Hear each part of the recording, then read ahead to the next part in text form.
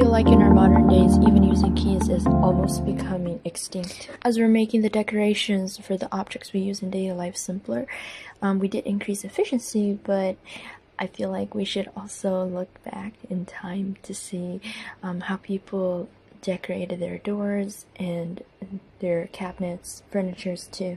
Today I'll be sharing 2 brass key escutcheons dating to the late Qing dynasty to the early Republic of China. A key escutcheon is mainly a metallic decoration around the area of the keyhole. For the cultural and geographical location, both artifacts are from Suzhou. This province was an important part of the south regions of the Yangtze River, so it had famous gardens, lakes, bridges, and boats. The weather is kind of humid and a lot of rainfall, and they like to build their architecture along the river. So to some sense, it's like Venice. Another famous cultural heritage is the Suzhou embroidery. It has like a history about 2,000 years, since the style is very unique. We'll leave that for a discussion another time with the other types of embroidery in China. Now with all these background information, I think we can better understand the cultural environment that this artifact was being created. The craftsman designed this escutcheon in the shape of a bat, because according to Chinese culture, their name makes the same sounds as blessing. In Mandarin, we would call the bat a bianfu, and then blessing is of course fu. Thus, due to its auspicious symbolism, bats commonly appear in architecture, clothing, furniture, pottery, and jewelry. Now let's take a closer look into the carved details. I feel that the craftsman had a really steady hand and is very experienced in making these curves. Usually they would first draw the patterns on a paper, then trace it again on the middle, and then start carving it. The decoration on the wings of the bat are cloud patterns, which also stands for bring good lucks and ruyi, and also of man's harmony with nature. I found interesting as I was making this video was to learn about how the cloud patterns differ for each dynasty. You might be wondering where the cloud actually is, because all you see is a bunch of curves, and I can't blame you on this because first of all, a lot of Chinese drawings for clouds are very abstract, and this craftsman in particular simplified his portrayal of the cloud so that it could merge more naturally with the bat. I've boxed one of the clouds to help you recognize it in a traditional pattern. I feel like it combines the feature of a cloud and an ocean wave. Now let's take a quick look at the back side of this keyhole escutcheon. The craftsman drilled 5 holes so that nails could be hammered in to help secure it on top of wooden boxes or closet doors. I'll discuss the shape of the keyhole later when I compare it with the other example. This picture, which shows the right side wing of the bat, helps demonstrate that the drilled hole didn't actually completely penetrate the metal surface, but did leave a little mark. The only place that the craftsman left a hole is at the center top. If you look closely, you might be able to notice that some areas of the curves had darker color. This is because the carver emphasized it through making some extra marks on it so that it turned out to look like shadows. That was a lot of information. Now we're ready to look at this next piece. It's unclear if these 2 brass key escutcheons were made by the same artist, but I think I should be more precise and say that it's a craftsman, because back then they weren't viewed as artists yet, and they were mainly inheriting traditional skills to display cultural motifs. Instead of focusing on the shape like the bat, I feel like this one focused more on the use of negative space. There's several symbolisms based on the component. This happened to be a cloud pattern, just like the ones that we discussed about briefly. At the center we have a vase-like thing. It is known as the peace vessel, which has like a skinny waist and then a fat tummy.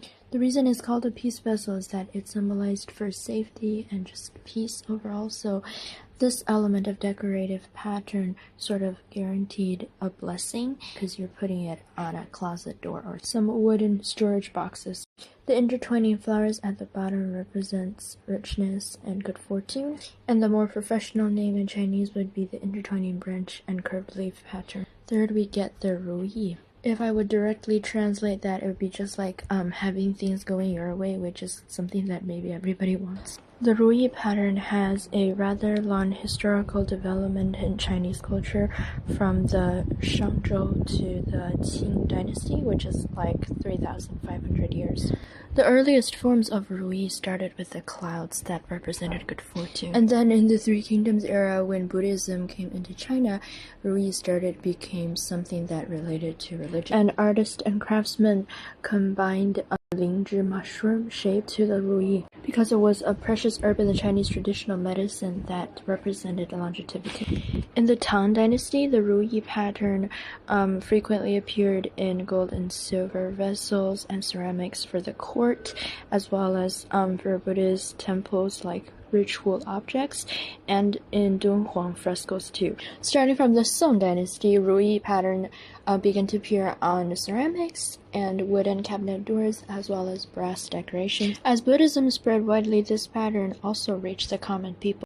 Now, you might wonder why the brass escutcheons that we're looking in this video is not from the Song dynasty. This is because at that time, mainly the decorations are centered on wood carving. Also, they rarely add brass carved hollowed escutcheons to cabinets and storage boxes. Starting from the Qing dynasty, the Ruyi pattern became very popular in the folk realm, and brass keyhole escutcheon that started from the late Ming dynasty reached its height in the Qing dynasty and the early Republic of China. Now, with all these historical background, we can better examine the Ruyi pattern. I like the ring around it, and it kind of looks like a flower, even though it's not a flower pattern. I feel like the way it's being carved is intentionally to make viewers feel that it's like flying. The extremely tiny dots on the Ruyi pattern, and then also the part that extends from it to connect with the vase. It's called the fish egg pattern. To demonstrate the craftsman's intricate skill. It takes a lot of patience and time to make them. Here's our next part of the key escutcheon. Maybe you can try guessing it.